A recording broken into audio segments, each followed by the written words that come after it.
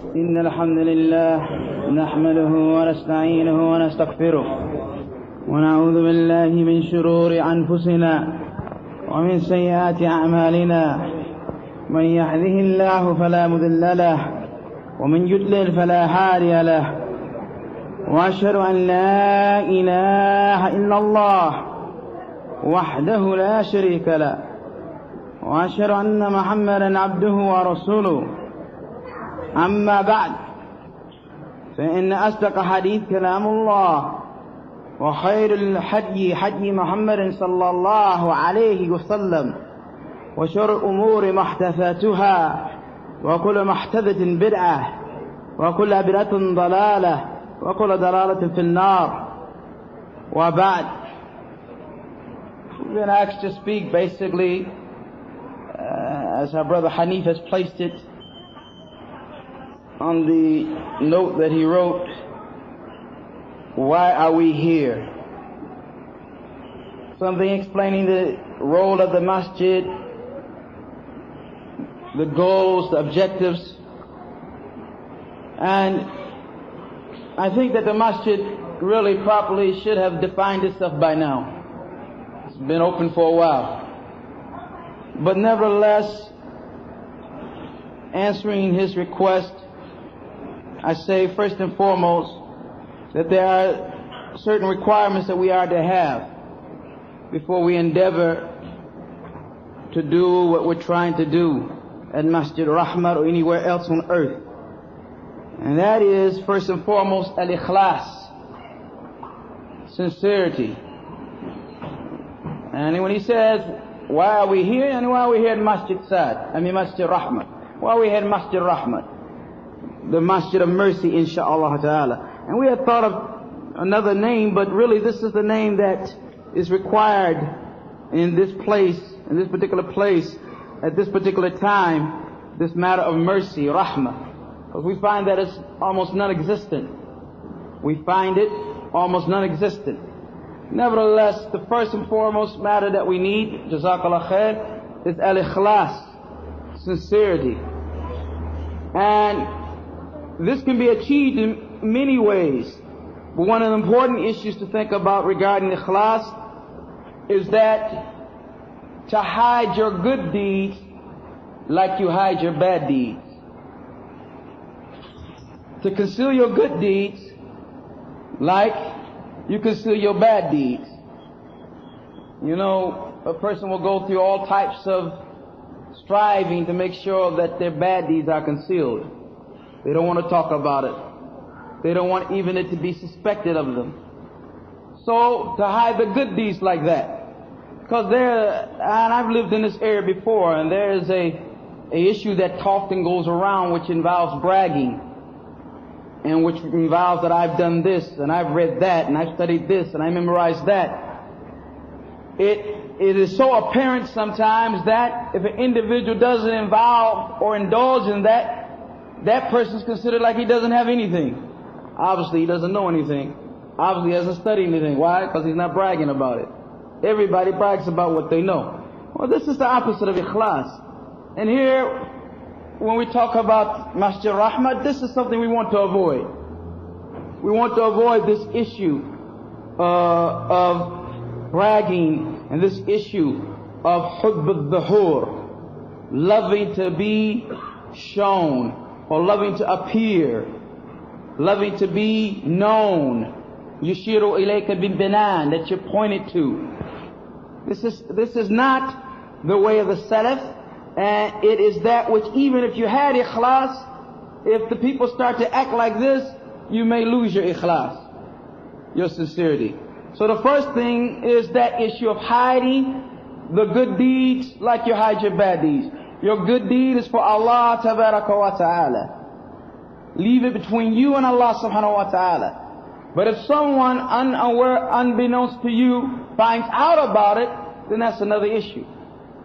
And there's an example of that with Imam Bukhari rahimahullah. That said some man was sitting with Imam Bukhari, and Imam Bukhari rahimahullah was talking to him and noticed that there was some type of filth upon the floor of the masjid. So Imam Bukhari waited till the man left, Then he picked up the filth and placed it in his pocket. But unbeknownst to him, the man had looked back around and saw him. But this is how the Salaf were. He could have put it up in front of him. Most of us would have done that. But he wanted this deed to be sincerely for Allah Ta'ala alone. And this is how they were regarding their issues. That if they made tahajjud, like in the hadith of the well-known hadith that says that we will receive rain because of such and such star, one of the Sahaba was up that night. And he didn't want them to think that he was making tahajjud. So he said, something stung me. I was up that night. And then immediately when they asked, why were you not tahajjud, not qiyam al-layl, he didn't want them to know. He would hide that. No, I was stung by something. Something stung me, disturbed me, and I was up.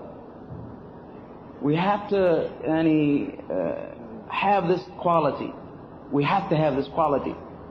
Another thing that we want to avoid is iqrab wa ashya'i alladhi yudahish an-nas. Adness, being ad. We're not talking about being strange or being up on the sunnah.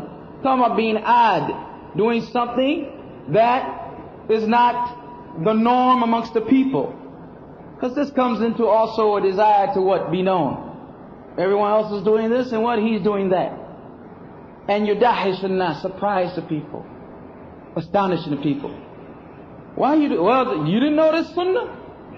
Right? Yudahish an-nas, to surprise the people. It's not to teach them. For it was to teach them, you would have related it to them, and then you would have done it.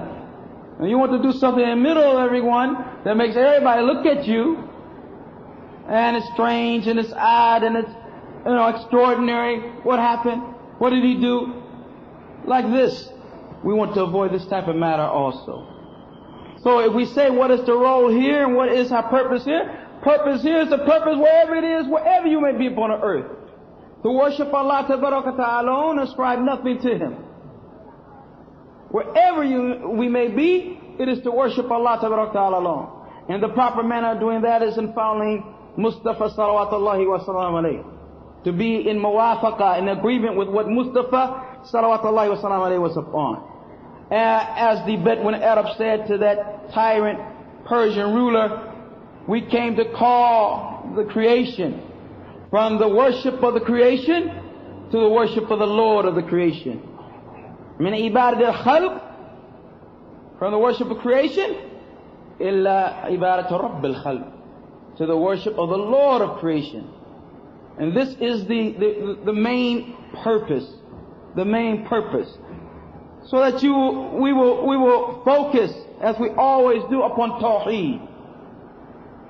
Tawheed must be studied. Tawheed must be learnt. Tawheed must be memorized. Tawheed must be conveyed. Tawheed must be implemented. This is the whole issue.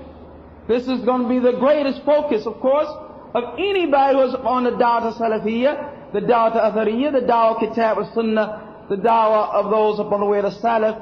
He's going to focus upon Tawheed first and foremost. And he's going to start with himself, which many of us don't do. We don't start with ourselves, we start with outside the bank. We start with outside the house. But we are to focus first and foremost upon islah an-nafs, correcting ourselves and those most closest to us, our wives and our children. Then it goes outside. As the old saying goes, charity begins at home. Right? You got that together, then you move on from there. And many of us don't focus on the home. Every place has a role in our lives.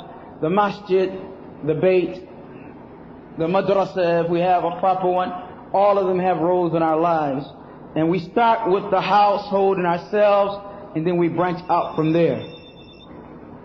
Also, the masjid is a place of learning. And that means we have to have people that come out and sit in the circles. Some of it, for some brothers, may be a reminder.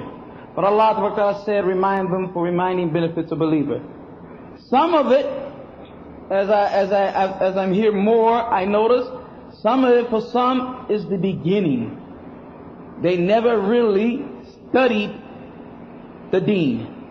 They never really studied Tawheed. They never really studied the 6 principles of faith. They never really studied the 5 pillars. They never really studied the matters of worship and so on and so. And this is found in many ways. Found in many ways by questions that you get from various brothers. It indicates to you that they did not study these issues. From the talking that you hear in Jummah, it indicates to you that these are people who are attending Jummah, who never understood the etiquette of Jummah and don't know that they've blown their Jummah by opening their mouths. And all of us together must be involved. This is not the masjid of Hanif or the masjid of Abdul Hakim or the masjid of this brother or that brother. This is the masjid, this is the house of Allah Ta'ala. And so it's a masjid for anybody who wants to worship Allah Ta'ala. So therefore, if you see something dirty, you clean it. Why? Not because of this brother on the shul or that brother there or this brother there, but for the pleasure of Allah Ta'ala, you clean the masjid. When you see some deficiency, some nuqs, something that needs to be corrected, then you approach those who are representatives of you in a sense of authority in the masjid. They're not, authority in the masjid is not something that's an honor, it's a responsibility and a duty. So responsibility and a duty is something that it's going to be heavy on the shoulders of the individual. So I mean, to make that mas'uliyah, that responsibility easier, give him nasiha. Pull him aside and brother, I noticed this, well you should do this, and you should do that. This is nasiha, which is another matter that we need to inculcate in our lives. Is the Prophet ﷺ said, ad-deenun nasiha, ad-deenun nasiha, ad-deenun nasiha, sincere advising of one another. And there's a difference between nasiha and ta'yir, as Ibn Rajab wrote a book about it. Nasiha and exposing someone. It's not our goal and will not be our goal, bi'idhnillah, from this mimbar that is behind me or from the lectures in here to expose individuals. This is not the purpose. For we want what Allah Ta'ala stated when He said, he who covers the faults of a believer, Allah Ta'ala will cover his faults on the day of judgment. There Allah Ta'ala covers faults, and He loves from His servants to cover faults. So exposing is one thing, nasiha is another.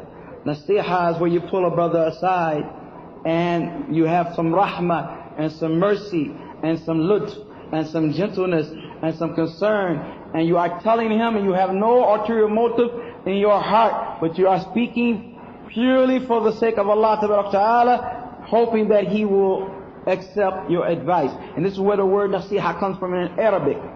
Is when you cleanse the honey, nasah al-asl, you cleanse the honey from what particular particles have fallen in it. So you don't have anything negative in your heart, and you have noticed a speck on the face of your brother, and the believer is a mirror to his brother. So therefore, the speck that you have had before, you've noticed it upon him, and you are trying to correct it, and you are trying to remove it, and you are trying to rectify him. An-nasiha. So the masjid will be from that standpoint also where we learn nasiha, where we learn how to give advice, where we learn how to show respect, where we learn how to have patience. Sabr is a must in this issue, to have sabr. You're not going to hear everything or all the time what you like to hear, but you're still ordered by Allah Ta'ala to be around your brothers, to pray with your brothers, to mix with your brothers, to eat with your brothers, to sit with your brothers, to talk with your brothers. And your brothers may do that from time to time due to shaitan or due to their nafs or due to their desires or their shortcomings which offend you. Then you have to have what the Salaf had, which was the ability of carrying something heavy. Tahammal, to carry something you might dislike, something that offends you, but you carry that. Bihilm, with forbearance. For the general good that comes out of it. And for the fact that the brotherhood itself is something very, very expensive. And when you have something very expensive, you protect it and you guard it, and you don't want to lose it or let it go to nothing. So these are the things we have to do. And if we think about it This is what we intend.